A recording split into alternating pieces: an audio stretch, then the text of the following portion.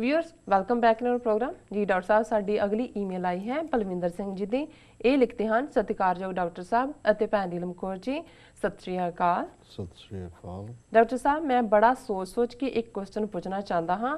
ਮੈਂ ਦੇਖਦਾ ਹਾਂ ਕਿ ਆਪਣੇ ਸਾਰੇ ਗੁਰਦੁਆਰਾ ਸਾਹਿਬਾਨ ਵਿੱਚ ਜਾਂ ਬਾਹਰ ਕੋਈ ਸਿੱਖ ਕਾਨਫਰੰਸ ਹੁੰਦੀ ਹੈ ਤਾਂ ਸਭ RSS ਦੇ ਚਮਚੇ ਆ ਜਾਂਦੇ ਨੇ।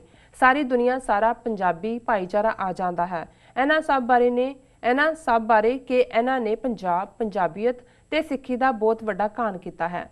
ਦਰਸ਼ਕਾਂ ਨੂੰ ਦੱਸੋ।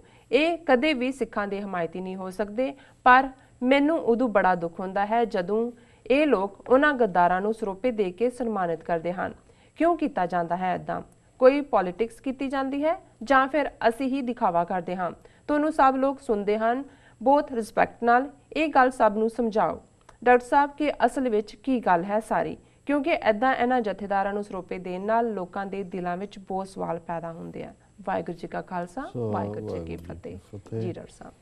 ਵੀਰ ਪਲਵਿੰਦਰ ਸਿੰਘ ਜੀ ਦਾ ਬਹੁਤ ਬਹੁਤ ਸ਼ੁਕਰੀਆ। ਉਹਨਾਂ ਨੇ ਕਾਫੀ ਦਿਨ ਪਹਿਲਾਂ ਇਹ ਸਾਨੂੰ ਲਿਖਤ ਲਿਖੀ, ਅਸੀਂ ਫੌਰਨ ਜਵਾਬ ਨਹੀਂ ਦੇ ਸਕੇ ਜੀ, ਮਾਫੀ ਚਾਹੁੰਦੇ ਜੀ।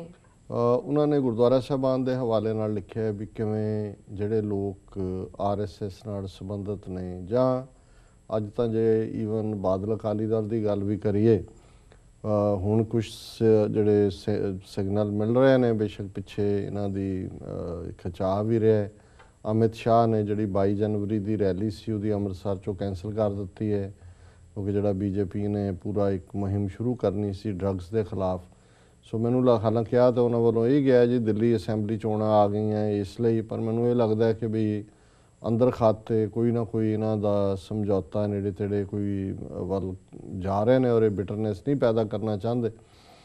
ਹਾਲਾਂਕਿ ਕੈਪਟਨ ਅਮਰਿੰਦਰ ਸਿੰਘ ਨੇ 22 ਤਰੀਕ ਨੂੰ ਹੀ ਅੰਮ੍ਰਿਤਸਰ ਦੇ ਵਿੱਚ ਰੈਲੀ ਰੱਖੀ ਹੈ ਔਰ ਉਹਨੇ ਤਾਂ ਕਿਹਾ ਕਿ ਵੀ ਵਨਸ ਬਿਟਨ ਟਵਾਈਸ ਸ਼ਾਈ ਜੀ, ਕਿ ਵੀ ਪਹਿਲਾਂ ਵੀ ਭਜਾਇਆ ਸੀ ਮੈਂ ਅਰੁਣ ਜੇਤਲੀ ਨੂੰ, ਤਾਂ ਹੁਣ ਮੇਰੇ ਉੱਥੇ ਰੈਲੀ ਰੱਖਣ ਕਰਕੇ ਜਿਹੜਾ ਉਹ ਅਮਿਤ ਸ਼ਾਹ ਉੱਥੋਂ ਦੌੜਿਆ। ਚਲੋ ਇਹ ਤਾਂ ਉੱਥੋਂ ਦੀ ਪੋਲੀਟਿਕਸ ਹੈ, ਪਰ ਇੱਥੋਂ ਦੇ ਹਵਾਲੇ ਨਾਲ ਮੈਂ ਦੇਖਦਾ ਵੀ ਇੱਕ ਰੁਝਾਨ ਖਾਸ ਤੌਰ 'ਤੇ ਜਦੋਂ ਦਾ ਮੋਦੀ ਪਾਵਰ ਦੇ ਵਿੱਚ ਆਇਆ, ਇੱਕ ਡੈਲੀਗੇਸ਼ਨ ਸਿੱਖਾਂ ਦਾ ਜਿਹੜਾ ਉਹ ਮੋਦੀ ਨੂੰ ਮਿਲਿਆ। ਜਦੋਂ ਮੋਦੀ ਇੱਥੇ ਆਇਆ ਉਹਨਾਂ ਨੂੰ ਪ੍ਰੈਜ਼ੈਂਟ ਵੀ ਇਸ ਤਰੀਕੇ ਨਾਲ ਕੀਤਾ ਗਿਆ ਕਿ ਜਿਵੇਂ ਉਹ ਸਿੱਖਾਂ ਦਾ ਨੁਮਾਇੰਦਾ ਡੈਲੀਗੇਸ਼ਨ ਹੈ, ਪਰ ਉਹਦੇ ਨਾਲ ਉਹਦਾ ਕੋਈ ਸੰਬੰਧ ਨਹੀਂ ਸੀ। ਉਹਨਾਂ 'ਚੋਂ ਇੱਕ ਦੋ ਨੂੰ ਛੱਡ ਕੇ ਬਹੁਤਿਆਂ ਦਾ ਤਾਂ ਕਿਸੇ ਗੁਰਦੁਆਰਾ ਕਮੇਟੀ ਨਾਲ ਵੀ ਕੋਈ ਸੰਬੰਧ ਨਹੀਂ ਸੀ, ਜਸਟ ਇੱਧਰੋਂ ਉੱਧਰੋਂ ਇਕੱਠੇ ਕੀਤੇ ਹੋਏ ਸੀ। ਔਰ ਇਸੇ ਤਰ੍ਹਾਂ ਹੀ ਹੁਣ ਜਦੋਂ ਕਿ ਬੰਦੀ ਸਿੰਘਾਂ ਦੀ ਰਿਹਾਈ ਦਾ ਮੁੱਦਾ, ਸਿੱਖ ਬਾਹਰ ਕੌਂਸਲੇਟਾਂ ਦੇ ਔਰ ਐਮਬੈਸੀਆਂ ਦੇ ਡੈਮੋਨਸਟ੍ਰੇਸ਼ਨ ਕਰ ਰਹੇ ਨੇ, ਔਰ ਬਹੁਤ ਵਾਰੀ ਜਿਵੇਂ ਨਿਊਯਾਰਕ 'ਚ ਹੋਇਆ ਜਾਂ ਈਵਨ ਕਿਸੇ ਹੋਰ ਥਾਂ ਦੇ ਹਵਾਲੇ ਨਾਲ ਵੀ ਦੱਸ ਰਹੇ ਸੀ ਕਿ ਜੀ ਕੋਈ ਲੈਣ ਹੀ ਨਹੀਂ ਆਇਆ ਬਾਹਰ। ਹਿਊਸਟਨ ਵੀ ਪ੍ਰੋਟੈਸਟ ਹੋਇਆ ਅਤੇ ਅੰਦਰੋਂ ਕੋਈ ਮੈਮੋਰੈਂਡਮ ਲੈਣ ਹੀ ਨਹੀਂ ਆਇਆ ਐਮਬੈਸੀ ਕੌਂਸਲੇਟ 'ਤੇ ਕਿ ਵੀ ਅਸੀਂ ਨਹੀਂ ਆਉਂਦੇ। ਲੇਕਿਨ ਇਹਦੇ ਨਾਲ ਹੀ ਮੈਂ ਇੱਕ ਫੋਟੋ ਦੇਖੀ ਜਿਹਦੇ 'ਚ 8-10 ਜਿਹੜੇ ਨੇ ਉਹੀ ਜਿਹੜੇ ਮੋਦੀ ਨੂੰ ਮਿਲਣ ਵਾਲੇ ਹੀ ਉਹਨਾਂ ਵਰਗੇ ਹੀ ਲੋਕ ਸੀ ਜਾਂ ਉਹ ਸੀ, ਉਹਨਾਂ 'ਚੋਂ ਵੀ ਕੁਛ ਉਹ ਖੜੇ ਨੇ ਅੰਦਰ ਮੈਮੋਰੈਂਡਮ ਦੇ ਰਹੇ ਨੇ ਉਹਨੂੰ ਇੰਡੀਅਨ ਕਿ ਜੀ ਛੱਡੋ ਜੀ। ਔਰ ਉਹਦੇ 'ਚੋਂ ਇੱਕ ਜਿਹੜਾ ਉਹ ਕਹਿ ਰਿਹਾ ਬਾਲਟੀਮੋਰ ਦੇ ਗੁਰਦੁਆਰੇ ਨਾਲ ਵੀ ਕੋਈ ਸੰਬੰਧਿਤ ਹੈ ਉਹ ਕਿ ਜੀ ਮੋਦੀ ਸਾਹਿਬ ਨੇ ਬਹੁਤ ਆਪਣੇ ਵਾਅਦੇ ਪੂਰੇ ਕੀਤੇ ਜੀ। ਉਹਨਾਂ ਨੇ ਇੱਥੇ ਕਿਹਾ ਸੀ ਅਸੀਂ ਨਵੰਬਰ 84 ਦਾ ਦਿਆਂਗੇ, ਉਹ ਗਏ 5-5 ਲੱਖ ਦੇ ਦਿੱਤਾ ਜੀ ਉਹਨਾਂ ਨੇ, ਔਰ ਸਾਨੂੰ ਮੋਦੀ ਸਾਹਿਬ ਤੋਂ ਬਹੁਤ ਆਸਾਂ ਨੇ ਜੀ। ਮੋਦੀ ਸਾਹਿਬ ਸੋ ਉਹ ਸਾਰੇ ਜਿਹੜੇ ਨੇ ਰੈਂਟਾ ਸਿੱਖ ਕਿਰਾਏ ਦੇ ਰੱਖੇ ਹੋਏ ਨੇ। ਹੁਣ ਇਹ ਜਿਹੜਾ ਅੱਗੇ ਇੱਕ ਫੀਅਰ ਸੀ ਅੱਜ ਤੋਂ ਕੁਝ ਸਾਲ ਪਹਿਲਾਂ, ਭਾਵੇਂ ਉਹ ਇੰਡੀਅਨ ਫੰਕਸ਼ਨਾਂ 'ਤੇ ਜਾਣ ਦਾ ਸੀ, ਕੋਈ ਚੋਰੀ ਛਿਪੇ ਚਲਾ ਜਾਏ ਤਾਂ ਚਲਾ ਜਾਏ, ਉਹ ਵੀ ਪਤਾ ਲੱਗ ਜਾਏ ਤਾਂ ਉਹਦੀ ਚਿਤਰੌੜ ਹੁੰਦੀ ਸੀ, ਉਹ ਸਾਰਾ ਖਤਮ ਹੋ ਗਿਆ।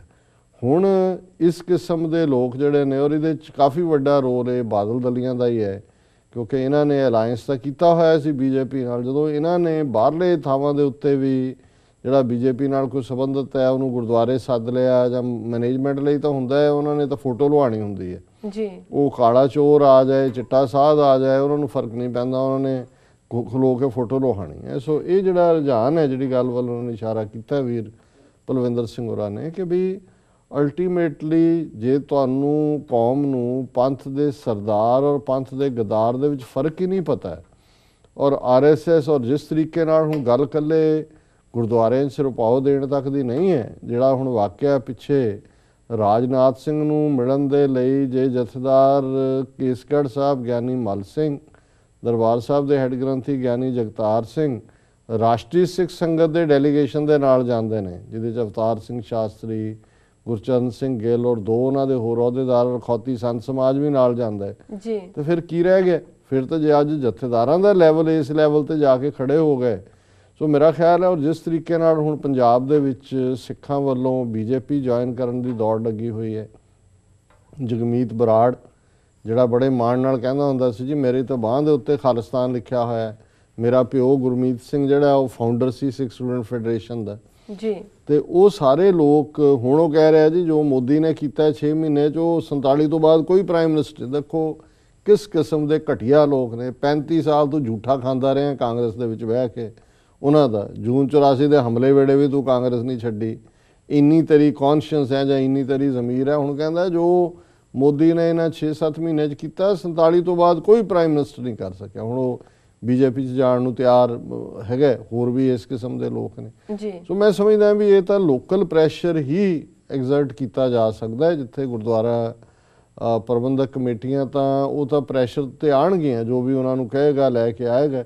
ਪਰ ਜੇ ਲੋਕਲ ਸੰਗਤ ਦੇ ਵਿੱਚ ਖਾਸ ਤੌਰ ਤੇ ਨੌਜਵਾਨ ਖਲੋ ਜਾਣਗੇ ਵੀ ਤੁਸੀਂ ਦਿਓ ਸਿਰੋਂ ਪਾਓ ਜਰਾ, ਸੀ ਉਦੋਂ ਹੀ ਲਾ ਲੈਣਾ ਉਹਨਾਂ ਦੇ ਗੱਲ 'ਚੋਂ ਜੀ, ਫਿਰ ਥੋੜਾ ਬਹੁਤ ਡਰ ਪੈ ਭਾਵੇਂ ਹੋਏ, ਇੰਨੀ ਤਾਂ ਹਿੰਮਤ ਨਹੀਂ ਕਰਦੇ ਹੋ ਕਿ ਵੀ ਜੇ ਵਿੱਚੋਂ ਆਪੋਜੀਸ਼ਨ ਹੋਏ ਤਾਂ ਫਿਰ ਉਹ ਦੇਣ, ਲੇਕਿਨ ਇਸ ਤੋਂ ਬਿਨਾ ਮੈਨੂੰ ਨਹੀਂ ਲੱਗਦਾ ਕਿ ਕੋਈ ਹੋਰ ਤਰੀਕਾ ਹੈ, ਕਿਉਂਕਿ ਬੀਜੇਪੀ ਦੇ ਨਾਲ ਅਕਾਲੀਆਂ ਦੇ ਅਲਾਇੰਸ ਨੇ ਇਹਨਾਂ ਦੀ ਐਕਸੈਪਟੇਬਿਲਿਟੀ ਬਣਾ ਦਿੱਤੀ।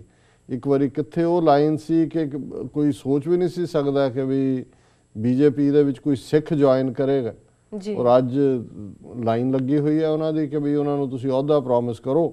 ਜਗਮੀਤ ਬਰਾੜ ਨੂੰ ਚੀਫ ਮਿਨਿਸਟਰਸ਼ਿਪ ਪ੍ਰੋਮਿਸ ਕੀਤੀ ਹੋਣੀ ਹੈ ਕਿ ਜੀ ਤੁਹਾਨੂੰ ਚੀਫ ਮਿਨਿਸਟਰ ਬਣਾਵਾਂਗੇ, ਤੇ ਉਹਨੂੰ 35 ਸਾਲਾਂ 'ਚ ਕਾਂਗਰਸ ਭੁੱਲ ਗਈ, ਤੇ ਹੁਣ ਨਰਿੰਦਰ ਮੋਦੀ ਤੋਂ ਵਧੀਆ ਉਹਨੂੰ ਕੋਈ ਪ੍ਰਾਈਮ ਮਿਨਿਸਟਰ ਨਹੀਂ ਲੱਗਦਾ ਇੰਡੀਆ ਦਾ ਜੀ। ਜੀ ਬਿਲਕੁਲ, ਇਹਨਾਂ ਦਾ ਵੀ ਪਲਵਿੰਦਰ ਸਿੰਘ ਜੀ ਦਾ ਬਹੁਤ ਧੰਨਵਾਦ ਉਹਨਾਂ ਨੇ ਜੀ। ਰਸਾ ਵੇਲਾ ਵੀ ਹੋ ਗਿਆ ਬ੍ਰੇਕ ਤੇ ਜਾਣ ਦਾ।